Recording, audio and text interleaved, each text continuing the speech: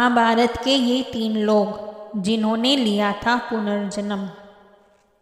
महाभारत युद्ध के दौरान भगवान कृष्ण अर्जुन से कहते हैं, हे कुंती नंदन, तेरे और मेरे कई जन्म हुए हैं। फ़र्क ये है कि मुझे मेरे सारे जन्मों की याद है, लेकिन तुझे नहीं।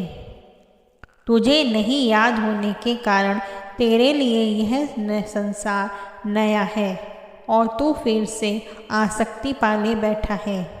लेकिन हम यहाँ ऐसे ही 3 लोगों की बात कर रहे हैं जिन्हें अपने पूर्व जन्म की याद था।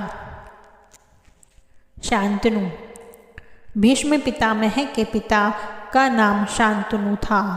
उनका पहला विवाह गंगा से हुआ था। पूर्व जन्म में शांतनु राजा महिष थे। उन्होंने बड़े बड़े यज्ञ करके स्वर्ग प्राप्त किया। एक दिन बहुत से देवता और राजश्री, जिसमें महाभीष्म भी थे, ब्रह्मा जी की सेवा में उपस्थित थे। उसी समय वहाँ गंगा का आना हुआ और गंगा को देखकर राजा मोहित हो गए और एकटक उन्हें देखने लगे। तब ब्रह्मा जी ने कहा कि महाभीष्म, तुम मृत्यु लोक जाओ। जिस गंगा को तुम देख रहे हो वह तुम्हारा अप्रिय करेगी और तुम जब उस पर क्रोध करोगे तब इस शाप से मुक्त हो जाओगे। भीष्म। हिंदू धर्म में 33 प्रमुख देवता हैं। उनमें 8 वसु भी हैं। उन्हीं 8 वसुओं ने गंगा की कोख से जन्म लिया था, जिनको गंगा नदी में बहाती जा रही थी।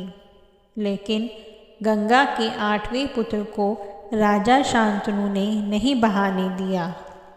इन 8 को गुरु वशिष्ठ ऋषि ने मनुष्य योनि में जन्म लेने का श्राप दिया था। गंगा ने अपने 7 पुत्रों को जन्म लेते ही मनुष्य योनि से मुक्त करा दिया था, लेकिन 8वां पुत्र रह गया। यही 8वां पुत्र भीष्म कहलाया। विदुर।